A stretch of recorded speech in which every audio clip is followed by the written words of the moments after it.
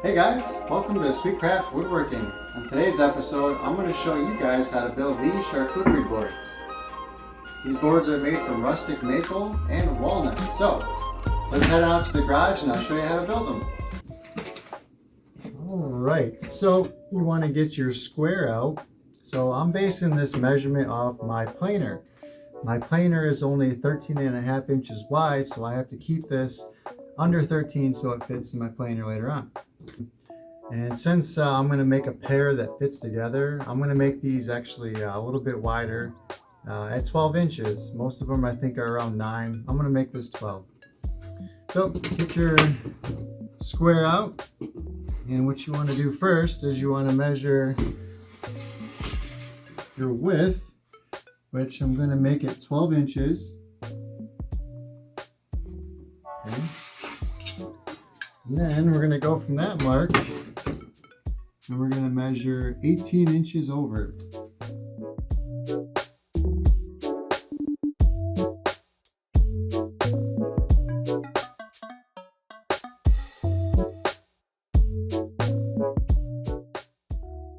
Okay, now you have your general area of where you can make your board. And again, this is going to be a 12 by 18 inch board. Okay.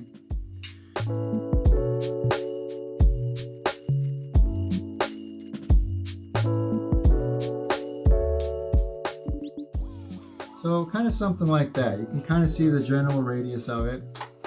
Now, after you make the lines, you take a look at it and you say, okay, well, I don't like the way this is, so I'm going to go ahead and erase this mark. Now you can kind of fix that line up. Take some of that curve away. Okay. The holes are going to be around right here.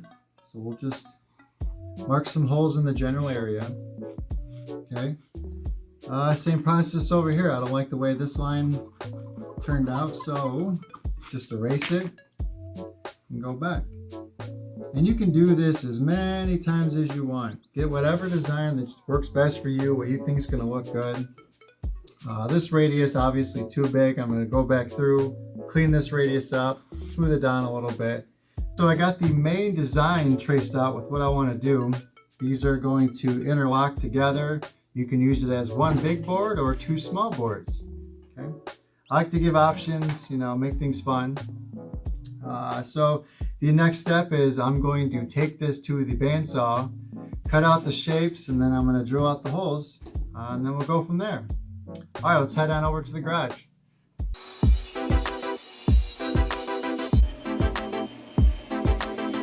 Okay, so we have the raw pieces cut out. What I'm going to do now is I'm going to take my orbital palm sander and I'm going to go ahead and clean all these lines up and then drill these holes out. So I'll be back here in a little bit. I got my templates all cut out. Now the next part is I have to take this piece of walnut and I got to plane it down just a little bit to match this piece of rustic maple.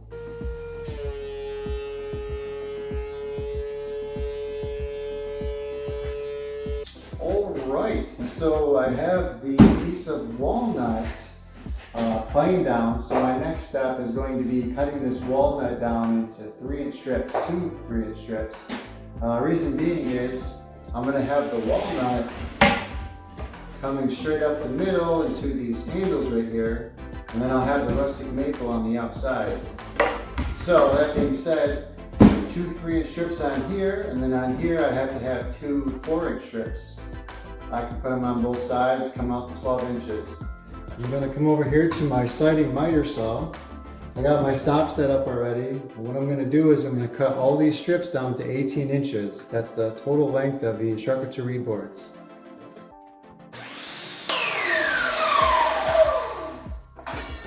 Side note, always wait for the blade to stop before you pick it up. If it's still spinning and you go to pick it up, odds are you're going to chip the end of the wood. That's not something you want, so always make sure the blade is completely stopped before you pull up on the saw. Okay, the next step, we're going to go ahead, we're going to take all these pieces and run them through the joiner. Now when you run this through the table saw, it leaves what's called kerf marks. And these kerf marks on here are basically little tiny hits from the saw blade as it goes through. Okay, on to the glue up process. Okay, so we're about, I don't know, I'd say 50% done with this. Fairly simple so far. Go ahead and open these clamps up. If you got these, the best ones, you want to open these up all the way. Okay. Now, I already have all the boards laid out with the grain the way I want to go. But, if you haven't done that, I would recommend always watch the grain pattern, see where they go. Put them whatever way you like, just as long as they match. Okay. So just take the glue.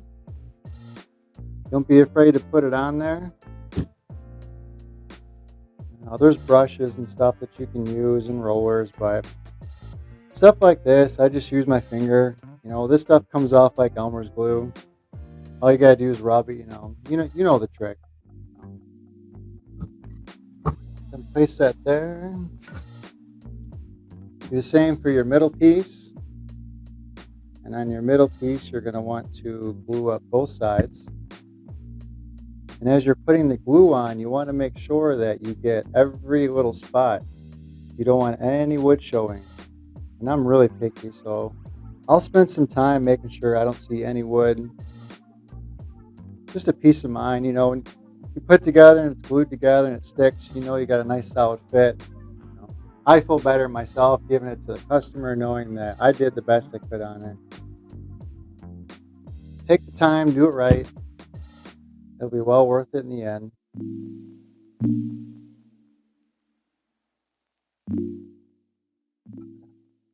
Okay, on to the last piece. Same thing, hook it up. And while we're waiting, if you want to go ahead and hit that subscribe button so you can stay tuned for just all kinds of good stuff coming up. All those pieces are glued up. I just want to clamp them together. These Bessie ones are really nice. They keep these at a really nice solid 90 degree on the corners. And you want that because when you're clamping together, if it's not a 90, you're going to push the boards up like this. And you don't want that. Once everything looks good, tighten her up. And that's about the gist of it. So I'm going to let this sit for at least 24 hours. That's the recommended. This is Type-On Glue 3. Really strong glue, and it's waterproof. All right, so these are going to sit here overnight. Once again, let them dry for about 24 hours. And come tomorrow, I'm going to take these templates, put them on top, and I will show you guys how to trace and then cut them out. All right, I'll see you in a bit. Okay, everything is glued up. I've been drying for about 24 hours now. So what I'm going to do now is I'm going to set these all down. You're going to get your chisel out and you're going to take off all the glue first before you run it through the planer. The glue can put a lot of wear and tear on your blades, so the more glue you take off, the more you save your blade. So I'm going to go ahead and take all this glue off. It's actually kind of the fun part. I'll show you.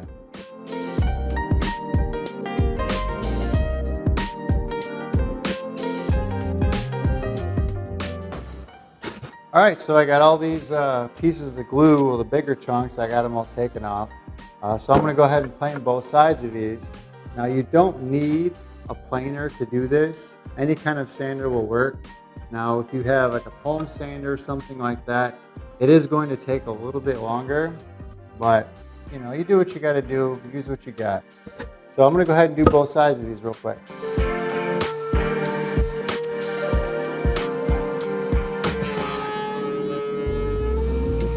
Got everything planed down.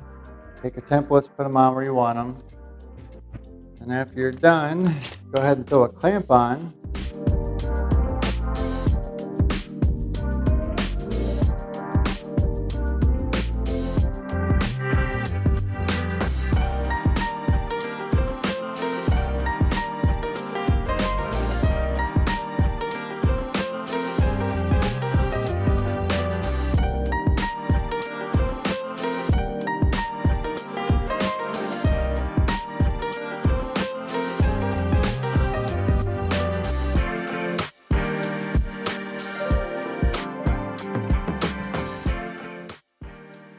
Now that they're all cut out, come over here and see if they fit together. Yeah, look at that, perfect fit. Now I'm going to show you why I made these templates, okay? First things first, get your template out and get the piece you want, set it on top, okay? You're going to take a flush trim router bit. This bearing right here, you can see that, is going to run alongside of the template that I made and give me a nice clean cut, okay?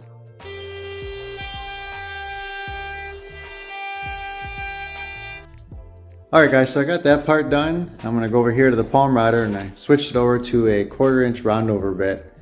I'm going to do the same thing, run along the edges on the tops and the bottoms. And then after I'm done, I'll go through with my Dremel over here with this little sander and I'll take it through and I'll clean up all these little corners.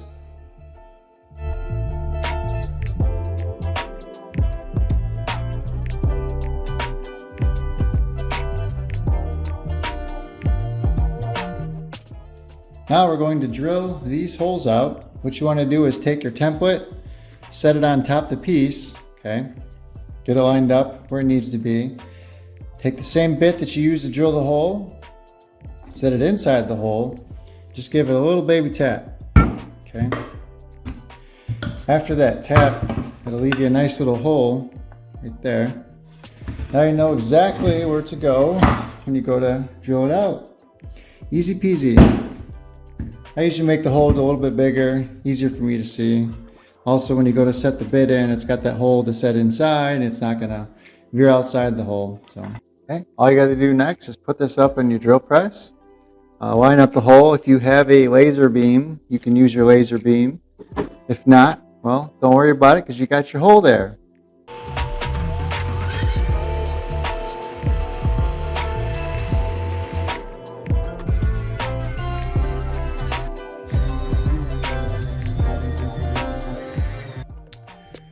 Alright, all my charcuterie boards are ready to be oiled up. First thing you want to do is take these 3M pads and you want to wipe all these down, front and back, everywhere you can. It'll give it a nice smooth finish. These pads are basically like a really fine sandpaper. I use them in almost all my projects as a finishing touch. It never steers me wrong. So you're going to do all that, and after you're done, you're going to take your mineral spirits and then you're going to wipe all these down, get all the dust off of them, prep them for oil. So now that I have all that stuff done already, I will show you the oiling process. Alright, so I decided to try out this walrus oil. It's basically a mix of coconut oil, beeswax, and mineral oil with vitamin E. It's also food safe. You definitely want to have food safe. Anything that anybody's going to be putting any kind of food on, always use something food safe. Alright, so what you want to do, you want to shake up the bottle really nice, get all the stuff in there mixed up. Oh yeah. And go ahead, start putting the oil on, like so. Get your rag ready. And all you got to do is this. Some oil on, put your rag, wipe it on. Now this is only the first coat. I like to do about 3 coats on these. So I'm going to put this first coat on and then I'm going to let all these dry probably for about 24 hours. And after it solidifies a little bit, I'm going to go ahead and take that white Brillo pad and I'm going to go over everything. And what that'll do is that first coat, it'll give it a nice little finish so that when you put on your second coat, it'll stay a smooth finish. So sanding is key after any first coat. If you don't, you're going to have a bunch of bumps and stuff on there. You don't want that. So just go ahead and keep wiping it on. Most of my projects, I like to just put on a very thin first coat. It just makes it easier to work with. If you put on a really thick coat, you're going to have a hard time trying to get that to level out or to look, or to give it a smooth finish. So just keep that in mind. We made it. We're here. It's the next morning and the first coat is dry. So what you want to do Now I know I said I was going to use the white Scotch pad, but I changed my mind and I'm going to use this 00 steel wool. Now this is something that I discovered a while back. I had some dirty water on a windshield, couldn't get the spots out to save my life. A detail shop guy basically said, hey, try this 00 steel wool out. And it worked great, left no marks. So if it works on glass, it works on wood. You know, I've seen various other woodworkers use steel wool. It's really good. It's not going to leave an imprint on your wood. And it's going to give you a nice smooth finish. So I'm going to take this and just go over it very gently. You don't have to press hard. Just go over it very gently.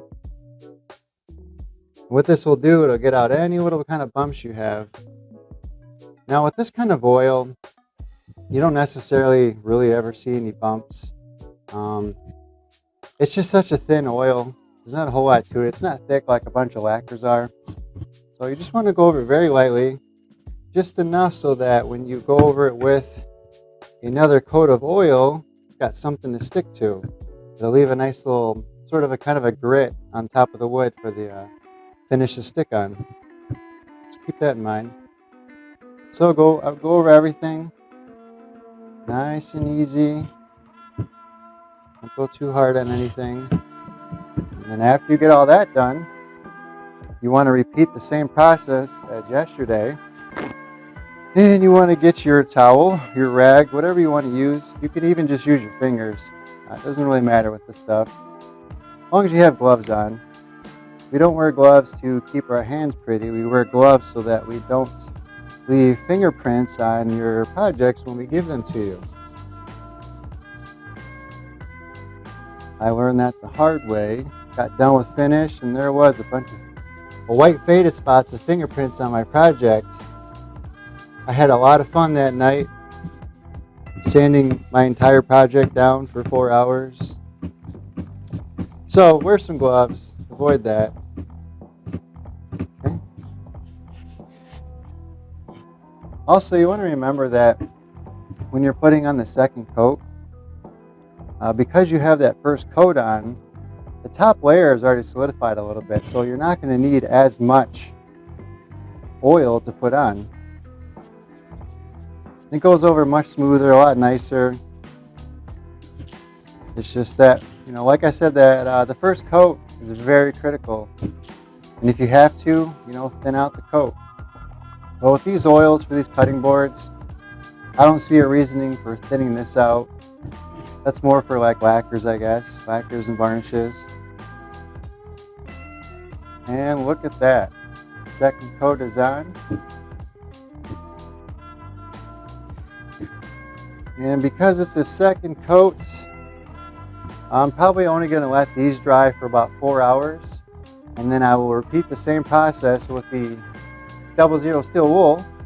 And then I'll go back over it with one more coat of oil and call it done. Well, that about sums it up. It's pretty basic. If you guys have any questions, feel free to drop a comment below, and I will get back to you as soon as I can. So all these boards are going to be for sale starting now on my website at sweetcraftwoodworking.com. I will drop a link below.